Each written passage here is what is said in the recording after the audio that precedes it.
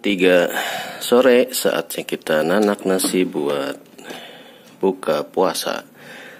Sekarang nanaknya pakai 4 takaran gelas. Kita akan cek berapa watt hours.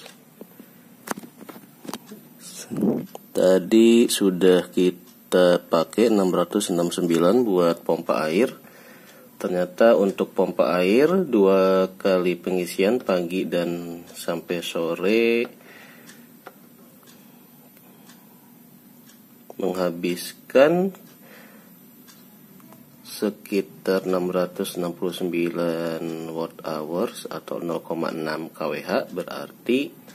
Nah, jadi sehari nih 9,8 kali 100 berarti 982 perak ya. Kalau kita hargakan 670 watt hours ini itu seharga dengan ya hampir 1000 perak ya. Jadi per 700 watt hours itu equalnya 700 perak. Nah, karena saya di rumah tarif dasar listriknya adalah 1467, berarti per hari untuk pompa saja sampai sore ini harus keluar duit 1000 perak kalau kita pakai listrik PLN. Berarti kalau dalam sebulan ya 300.000 gitu ya. Itu cuma pompa air aja. Sekarang kita akan tambah dengan rice cooker nih. Kalau kita pakai rice cooker, nah nanti cost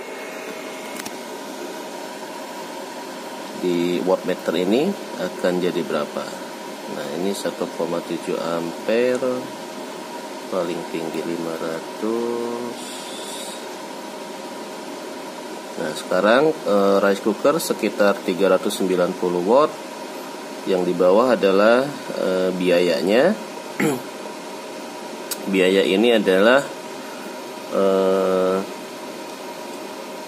total wattnya. Total watt apa total energi ya? Oh total ini nih. Total pemakaian energi yang dipakai dikali dengan tarif TDL-nya. Jadi 676 dikali 14, 67. Ini belum per hari untuk pemakaian dari energi listrik surya memang maksimal itu range-nya ya masih di bawah 1000 watt hours atau 1 kWh saja. Karena kapasitas dari PLTS-nya produksinya cuma di range 1000 sampai 2000 watt hours. Nah, jadi penghematan yang bisa dilakukan dari PLTS yang saya miliki ini per harinya sekitar 900 sampai 1000 perak dikali 30 hari ya berarti minimal kita menghemat 300.000 lah kalau kita menggunakan pompa air dan rice cooker jika listriknya menggunakan listrik PLN, karena kebutuhan per hari tadi tercatat sampai jam 3 ini sudah menghabiskan di 900 rupiah. Nah ini udah naik lagi nih, udah 10,06 biayanya ya. Jadi udah di 1000 perak ini. Hari ini saya udah ngabisin duit 1000 perak untuk ngisi toren dan nanak air. Kalau dihitung secara 1000-nya sih sehari kelihatan murah ya, cuma problemnya kan kita pakainya tiap hari 300.000 gitu. Buat beli cendol lumayan. Selama berpuluh-puluh tahun 300.000 dikasih ke PLN. Nah 300.000 inilah tiap bulan yang nanti kita alokasikan untuk kita tabung biar bisa buat cadangan kalau perangkat PLTS kita harus ada yang diganti atau mau kita upgrade. Begitu.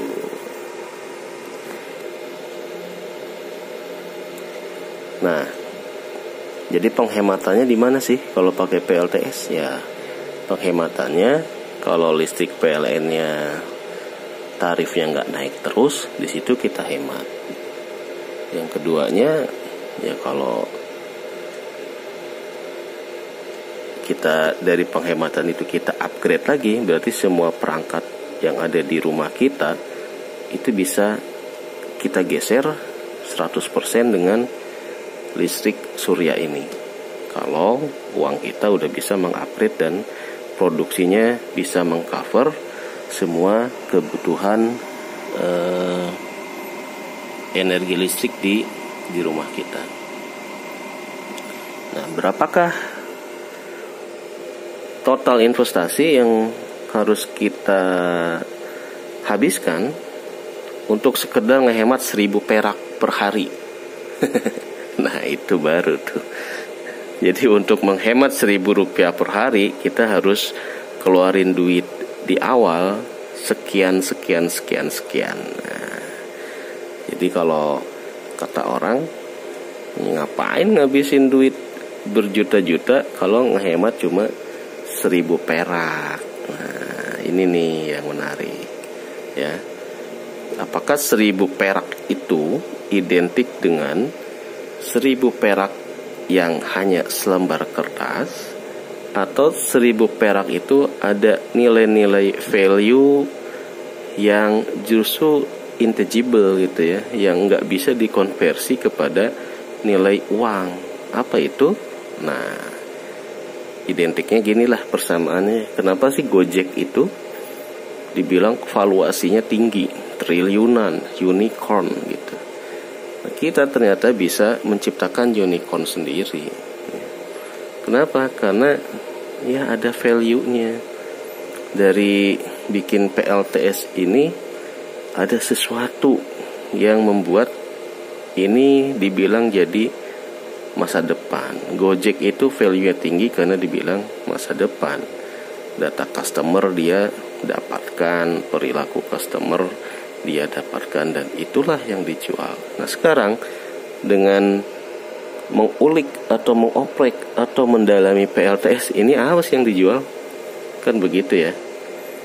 Nah, itulah yang harus digali dari sekedar menghemat 1.000 perak per hari ini.